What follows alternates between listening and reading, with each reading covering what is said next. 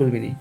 Genetics के अंदर हम जीन्स की स्टडी करते हैं, हेरेडिटी की स्टडी करते हैं, कौन से जो पेरेंट्स से, जो सिर्फ एक जनरेशन पेरेंट्स से आए हैं उनके चिल्ड्रन में या उनके ऑफस्प्रिंग में। लेकिन जो जीनियोलॉजी होती है, ये जो स्टडी होती है, ये पूरी की पूरी जो फैमिली ट्री है।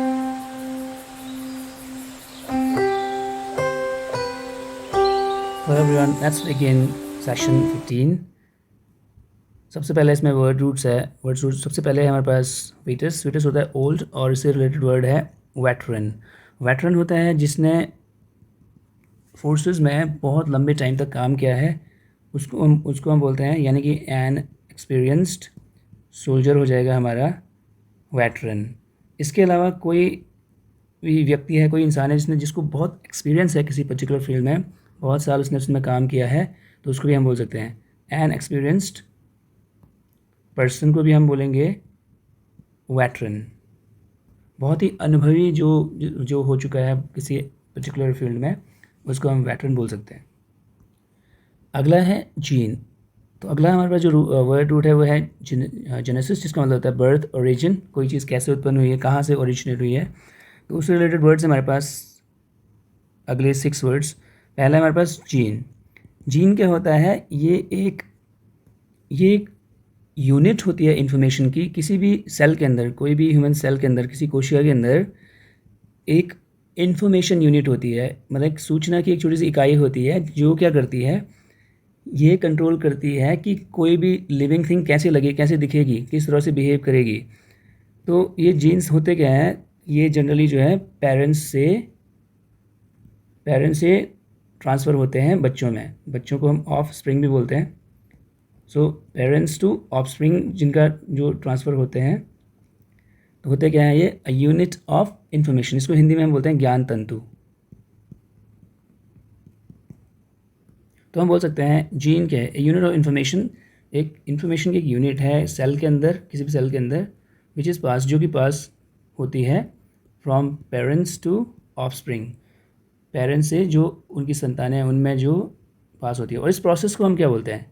ये जो प्रोसेस है, इसमें ये वर्ड नहीं है, मैं ये भी ऐड कर देता हूँ। इस प्रोसेस को बोला जाता है हेरेडिटी। तो हेरेडिटी क्या है? हेरेडिटी वो प्रोसेस है जिसमें पेरेंट्स से बच्चों में जीन्स का ट्रांसफ़र होता है। इसको हम आनुवंशिकता बोलते हैं। तो ये है हमारा आनुवंशिकता। ठीक है, तो इसको आप राइट डाउन कर दो, फिर हम अगले वर्ड पे मूव करते हैं, दैट इज़ जेनेटिक।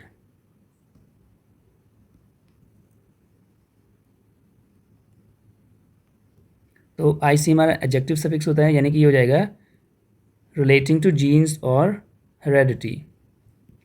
तो जो ये हो जाएगा आनुवांशिक, रिलेटिंग टू जीन्स, जो जीन्स से रिलेटेड हो, जीन्स या हेरेडिटी से रिलेटेड हो। तो जैसे अगर बोलेंगे जेनेटिक प्रॉब्लम, तो ये जीन्स की प्रॉब्लम है। ठीक है, okay. Next we have ICS लग जाता है, तो वो ब्रांच हो जाती है, स्टडी हो जाती है उस चीज़ की, जेनेटिक्स। तो ये हो जाएगा ब्रांच और gene of, sorry branch of, तो इसको हम बोलेंगे study of genes, study of genes और heredity.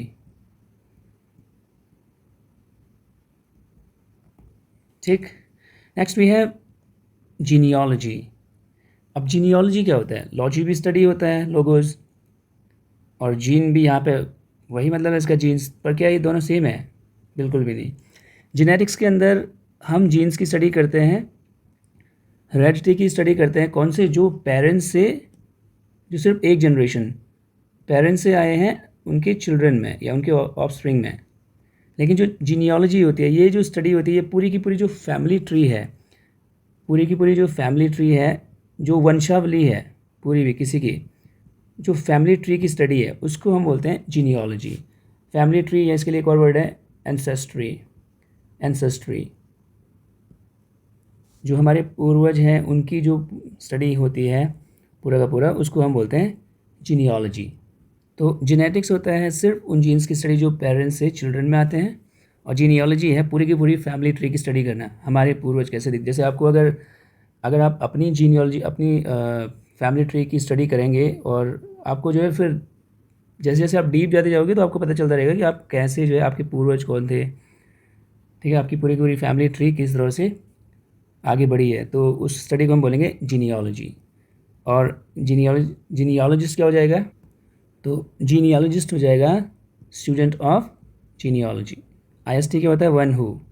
One who studies genealogy.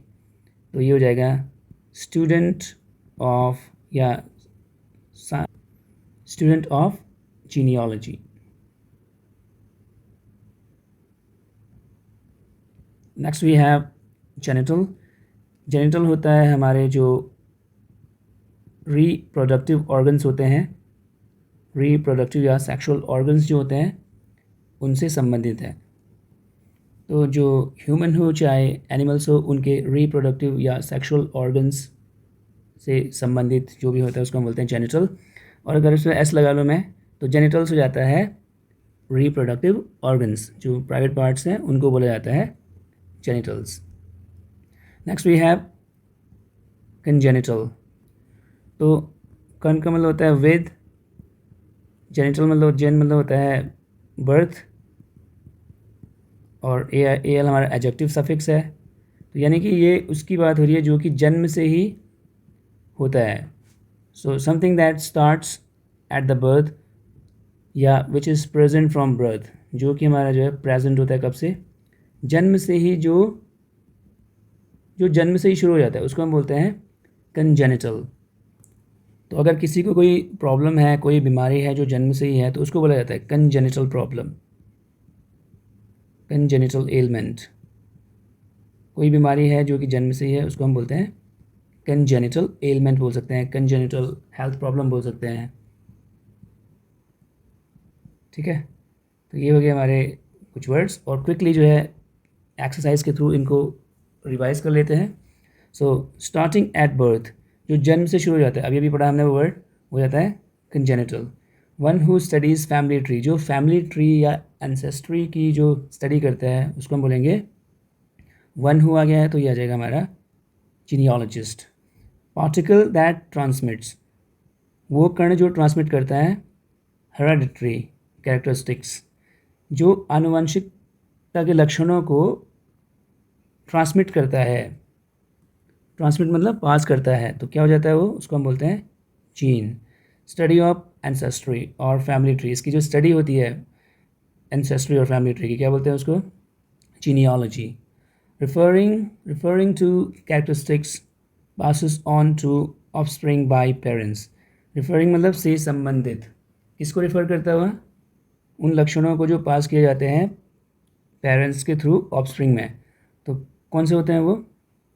हो जाता है हमारा जेनेटिक साइंस ऑफ हेरिडिटी, ये ई होना था यहाँ पे, ठीक है।